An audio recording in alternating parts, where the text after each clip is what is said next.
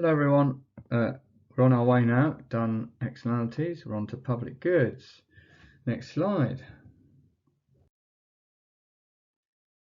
You saw this in the introduction to market failure, but here goes anyway. A public good is a good that is both non-excludable and non-rivalrous. And the consequence is the free rider problem. I always think non-excludability is the key one, but they're both important. Non-excludability, quite as the sort of front of the cover says, is when you can't exclude anyone from consuming the good. Non-paying customers cannot be prevented from accessing it. Equally, no person can opt out of it. Non-rejectable. That's another way of thinking about it. I think in the introduction video I mentioned how nuclear deterrent, the UK has a nuclear deterrent, and a lot of people in this country really don't want to be in a country that has a nuclear deterrent, but by being a citizen here and living here, you can't opt out. It's just, that's tough. You're defended by the nuclear deterrent. So it works both ways, this thing. Not only can you not exclude some from, like defence, or I suppose a less controversial one, street lighting or something like that, but someone who doesn't want to be part of it can't exclude themselves. Non-rivalrous, as it says here, consumption by one consumer does not restrict consumption by others. I think quite a good example of this is broadcast radio. So you might have 1 million people listening to Radio 4 or Radio 5 Live or whatever, or Radio 6 or some commercial radio, whatever it is, and if another 10 people decide to listen in, it doesn't make, you're not listening to it, it goes all crackly. Like the quality of the good or services you're receiving gets worse. It doesn't work like that, does it? So, you could have 1 million listeners, 2 million listeners, 5 million listeners, and it all just sounds the same to everyone. And this is a really good point. In other words, the marginal cost of supplying a public good to an extra person is zero. That's a really good point, isn't it? Because once you set up your radio show, people tune in and that's it. It doesn't cost any extra for anyone at the radio station for that extra person to be listening in. Really interesting. And the free rider problem occurs when those who benefit from resources, goods, service, whatever, do not pay for them, which results in an under provision of these goods. That's the key thing. If everyone's getting it for free, and by the way, that's under provision, it should probably say in the private sector. So the point being that if you try and provide a public good in the private sector, and by the way, public good does not mean public sector. It's a bit of a coincidence that public goods tend to be provided by the public sector, but they are two different things. So if you try and provide a public good in the private sector setting, supply and demand, they will be under provided. You could argue not provided at all, because basically people can get it for free. So how are you meant to charge them, and therefore how are you meant to run a business? Next slide. Some more definitions. Non-rejectability we just talked about. Once provided, it's impossible for an economic agent not to consume the good. So even if you don't want to be part of the UK's nuclear deterrent, you can't take yourself away from it. That's how non-excludable you are. Even if you don't want it, you've got it. And if you do want it, you've got it. Tough. Private goods. This is almost a pointless definition. A good which is rivalrous and excludable. Yeah, okay. In other words, it's just any good that you buy in a shop. So you buy, a Mars bar in a shop, you can be excluded. You don't pay, you don't get it. And it's rivalrous because I suppose if you start eating it, no one else can eat it. It's not sort of the ever-expanding Mars bar. Public goods, we've just said, they're both non-rivalrous and non-excludable. I'm not saying all that again. And quasi-public good is somewhere in between. It's not perfectly private or public. Next slide. And I think Miss Fujiwara gave you this nice table and probably got you to think about what examples you could put in each of the boxes. I'm going to skip the answers. Excellent. So this top left, it's excludable and rivalrous. So this is the private goods. So you go to a restaurant, you got to pay. You buy a car, you got to pay. Clothes, shoes, private education, got to pay. Gym, you got to pay. I like the way that I'll come back to roads because it's in blue and it's separate. But I know loads of examples. Anything basically where you got to go to a shop and buy it, and if you don't pay it, you don't get it. You can be excluded. And it's rivalrous because if you consume it, someone else can't. I'll go over here now. Pure public goods, street lights, defence I like, broadcasting I just mentioned. NHS is contentious because we choose to make it a public good, as in it's free at the point of use, but it's not free. You can exclude people. You can charge people. We just choose not to. So I'm don't totally like that example. but the other ones are good. Streetlights is when I was doing A level, that was the classic example, but I think defence is better. I think defence is the best one. You really just can't exclude yourself, and it's utterly non-rivalrous because it's intangible. You know, 1 million people defended, 10 million, 100 million, doesn't matter. It's you know, it's an intangible defence thing. You know. Okay, so they're the two extremes, and then we've got this interesting thing where over here where we got it's non-excludable, but there is rivalrous. Now we're coming up to a video on the tragedy of the commons. Fishing's a really good example where if you fish too much, it's rivalrous. There's less for everyone else, but you can't exclude anyone because it's just a massive. I mean, the example in the video you're about to see, or you did see, was a little pond with 12 fish in it. But you know, obviously, it's true of oceans as well. The more some people fish, the less there is for other people. It's not, you know, it's non-excludable in the sense that anyone can just go and fish it. And there's some other examples there. The NHS is there again. You know, it is rivalrous because, you know, as it says there, it's free, but there's free at the point of use, I should say. It's not free as in zero cost. Free, but maximum capacity. You know, if you run out, there's waiting lists, aren't there? And then this one over here is interesting, non-rivalrous. So Netflix is a bit like this broadcasting one over here. You know, you pick up the signal, you get it, but you've got to pay for it, so you can be excluded. Interesting. Financial Times, is that meant to be Times, the newspaper? Because newspapers that have a paywall, got to pay for them. Now let's get to this blue one with roads. I like this. So when it's private, it could be a road that's got a toll and traffic, which is the toll is making you pay, so trying to exclude you, and the traffic is rivalrous, as in, you know, some more people driving on a road makes it worse for you. You're getting a less good service. If we go to the other extreme, a road where there's no toll and no traffic, you know, in other words, the government's just paying for the road. That's great. You can't be excluded, and there's none of that rivalry. This top right, we've got. I'm going to use another colour. This top right, we've got. There's no toll, so you can't be excluded. It's a free road, but the traffic means it's rivalrous, as per over here. And then this one down here, there is a toll, so you can be excluded. But because of the toll, I think there's a motorway just north of the M6 that does this. There's a toll, so guess what? It's always empty, no traffic. Really good little table, that. I love that. Lots and lots of examples of all the different 4 areas. But the key one, obviously, for the purpose of what we're doing here, is public goods. That's what we're talking about, aren't we? Next slide. Yeah, this is where you had a big video, and you had the 4 people all in the little pond, and there were 12 fish. And if you start with 12 and get 1 each, you're down to 8, and then they reproduce and produce. Each pair reduces 1, so you're back to 12. And you fish for 4, you're back to 8. Then it's overnight they reproduce back to 12, and that's sustainable. But of course, the tragedy of the commons is, you know, is the fact that this is common to everyone, and so they all think, oh, I'll have 2 fish or 3 fish, and then suddenly there's no fish. So the actions of an individual, the selfish actions of an individual, affect everyone. And you were told to summarize it. The next slide. Oh, sorry. That slide was just the blank. I probably should have taken that out. And I think Miss Fijiwala looks like she's done one using the current example of COVID and vaccines, which is a really good idea. So individuals making decisions will act in a way that only maximize their own utility. That's selfish pursuit. So overconsume, market failure. And the application is COVID. So high income countries, HIC, stockpiling vaccines. Yeah. So low income countries can't afford it.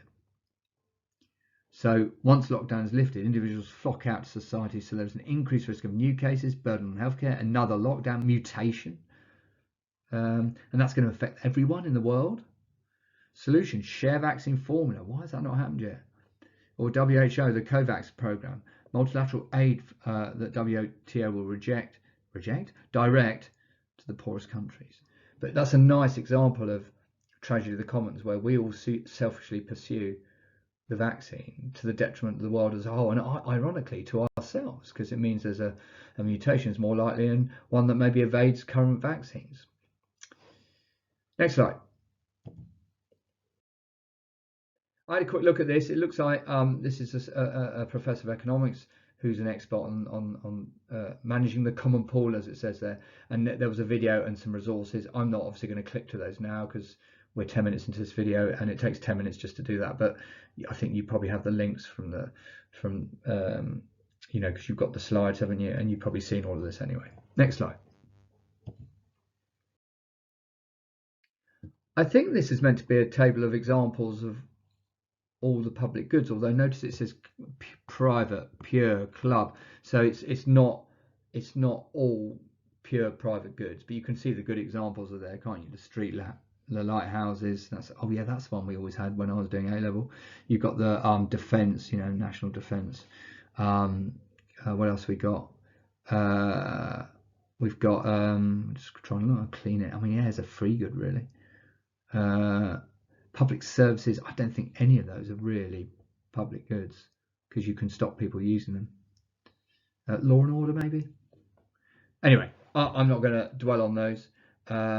I think that's what this is. It's not totally clear. The fact it's in columns and rows, I'm thinking it may have been a... I might also misfeed you all about that. You'll know better than me. But there's loads of examples there. I think these ones here are all sort of... Firework displays classic, because even if they pay for you to go in, you can just look up in the air from half a mile away. Interesting one. They can't exclude you. The key thing about all this is to what extent is the good or service excludable? To what extent is the good or service rivalrous? And that's why I really like that table earlier on with the 4 areas. You've got ones that are both, ones that are neither, and then some are rivalrous but non-excludable, some are excludable but non-rivalrous, and see how they fit into that. Anyway, next slide. Oh yeah, diagrams like these. So E1, A, E2, which is basically the whole triangle, is the deadweight loss. Why?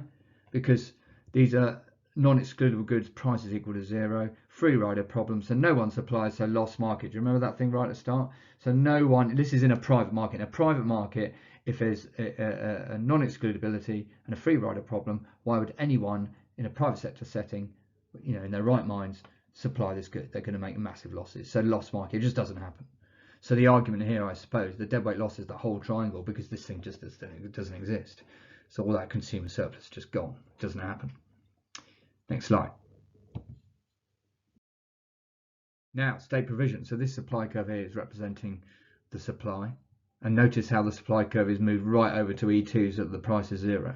So consumer surplus is the whole triangle. Government spending, question mark. In other words, loads probably, but you know, this is part of the problem. So we have a situation where again non-excludable goods, again free rider problem, again no supply, again loss market, but now the state provides, because if they don't, no one will. Supply increases right out to S, this vertical S. Consumer surplus maximize the whole triangle because price at the point of use, remember the price at the point of use is 0, and the deadweight loss in theory is 0. But obviously you can see the evaluation, it cost a fortune. Next slide. And this is a nice diagram where the supply has shifted so far over. You've got this excess supply. So now we've got a situation where you over provide, good preparation for the future, but over provide, waste of money. Yeah, a bit of a problem. There's a lot of discussion about this, you know, to what extent are we putting too much money? I don't like using NHS as an example because I don't really think it's a public good. It's more of a merit good. Merit goods, I don't think you're allowed to use that phrase in A level anymore, but merit goods they're good for you. Demerit goods, bad for you, hence the word. But merit goods are goods that can be provided privately. They can, but if they are, they're underprovided. So NHS is not really a public good because you can exclude people. You could put, like, you know, security guard on the front of the hospital. But if we did that and had a bit like America where all health is private, it would be underprovided and underconsumed. So we as a country have decided that it's a good idea to provide it publicly. But guess what? It might be overprovided. I think actually the next diagram probably is the NHS, more like the NHS. So let's move on to the next slide.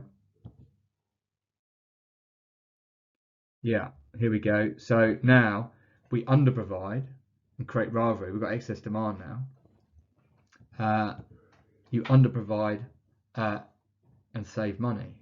So you save money because you're not over here somewhere. It's a bit weird. That was the other S, wasn't it?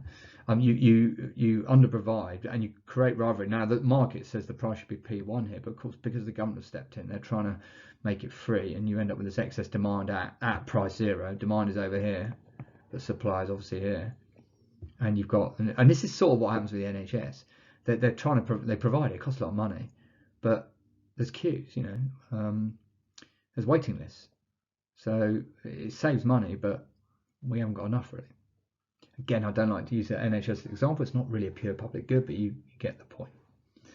Next slide. The rest of these slides are just examples of questions. I don't know to what extent you did these for homework or in class. This one's about the BBC and why is it a public good, and or might be classified as public good, and how is Sky and Virgin different. You can pause and read that if you want. I'm going to skip on. And you've got the answer here. Obviously, you would define public good, non-rivalrous, non-excludability, free rider problem, all that stuff, and then apply it to the BBC. So it's non-rivalrous because if I watch the BBC, it doesn't affect your signal of the BBC. It doesn't suddenly go fuzzy in your sitting room because I'm watching it. And it's non-excludable because once the signal's sent out, as it says there, everyone can just pick it up. When I was young, you don't have this anymore, but you have to buy the TV license to access. And they used to have TV detector vans, and these vans would work out if you had a TV, and then they could knock on your door and say, right, you've got a TV, so where's your TV license? I suppose you could argue it's not well, you can exclude people in the sense that they've got to pay the BBC license fee, and that's a price. But at the point of use, okay, I've said that about 5 times in this video, it's very important. At the point of use, P is equal to 0. Yeah, anyway, next slide. And for this question, the one about the Sky and Virgin, obviously it's a private good. You can exclude because you've got to pay a price. If you don't pay the price, you don't get the signal, rivalrous because MC is greater than 0. Both well, that's the definition of private good there. Hence it says private good there. Now, what about these ones? Both services are non-rivalrous, so because they're a signal. So this bit is not true. But, and continuing that, consumption of service by one consumer doesn't reduce the amount for the other. Good. But both services are only available on subscription, so you can exclude people. Okay. This is characteristic of private good and prevents problem of free riding. Hence this club quasi at the end. This is really quasi because it's non-rivalrous but a subscription. So it's non-rivalrous but it is excludable. There is excludability. Hence the to what extent at the top. Because they are private but they're not private, if that makes sense. Yeah, there's a question here. Explain why defence public good. I'm not doing that again. Which one is example of market failure? That sounds very much like, these are just revision questions, aren't they? Overconsumption of cigarettes, owing to a consumers' lack of information. There's information gaps. The rest of them all sound very non-market failure-y. Next. And we're out of time. I'm going to skip through this. Oh, there's the answer to the previous question. I'm going to let you read that. We've sort of already talked about it. Next. Another question about coastal flood defence. A grant from the National Lottery. Why? Most likely reason for this grant is to ensure the exclusivity. Don't think so. Provision of private good. Not sure. Provision of public good. Given we're talking about public goods, I'm thinking that's probably going to be the answer. Explain your answer. Well, we've done it already, really. You try and get £10 a month off everyone for flood defence. I'll say it's all right. I'll take the risk, but it's so it wouldn't happen privately. So you get a grant from something, essentially government. Well, it's not government, National Lottery, but you know what I mean. It is sort of, and so and then you pay for it to exist, and everyone benefits. Can't really exclude anyone from a flood defence. Next slide.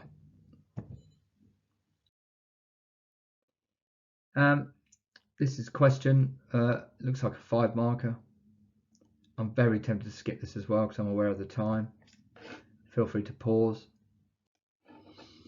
Okay, it looks like the flowers are affecting the fish stocks, so surely an external cost. And we've already done externalities, you know all about that.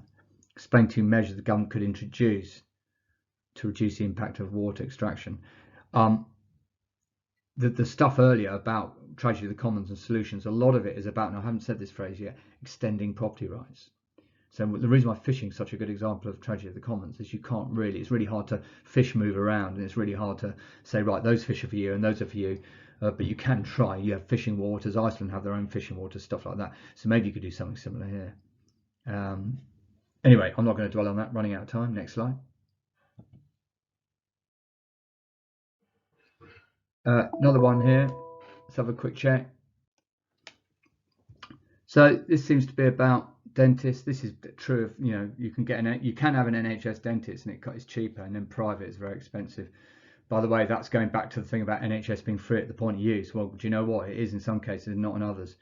Even with the NHS, it costs for a filling. Anyway, looking at the question, I'm tempted to say it's this acting as a signal one. That sounds very, because look, it says the price mechanism, and as soon as you see the word signal, that makes sense. And the answer makes sense. Acting as a signal to dentists when deciding whether to provide dental treatment. So the higher price is a signal to say, yeah, I'll have a crack at that. Limiting shortage of private dentists. Why would there be a shortage of private dentists? That doesn't make sense. Encouraging government intervention to set dental care charge. Ooh, really? I mean, if the government really intervened and provided the service properly, it wouldn't need a charge in the first place. Private dentists only offer NHS treatment, really, at the cheaper price? And then that second one, explain 2 possible reasons why the state provides NHS dental treatment. I suppose there's some positive externalities there, isn't there? It's a good thing for society generally that people have good health. I mean, for the same reason you have the NHS. It's the same argument, isn't it? Next slide. And this is the final one. It looks like it's something to do with the BBC again. So 3 things. Define consumer surplus in one line. It's the difference between what a consumer, or consumers generally, are prepared to pay and what they actually pay. So they actually pay, you know, demand equals supply. That's what they actually pay, P1, but some of them are prepared to pay these higher prices. So, you know, that's why it's the triangle there. And then it says, diagram shows PPF for the BBC. It's a bit of a weird concept. PPF is normally for an economy. So for one organisation, a bit weird. Anyway, assuming we're at W, annotate the diagram to show the opportunity cost of providing more education. So more education is going this way. So we'd have to go from there up to, say, this point here, and the opportunity cost would be losing this bit here. Makes sense. And then why public good? And I'm instantly drawn to non-rivalrous there. So I'm almost certain it's C. The consumption of these programs is non-rivalrous, and we said that earlier.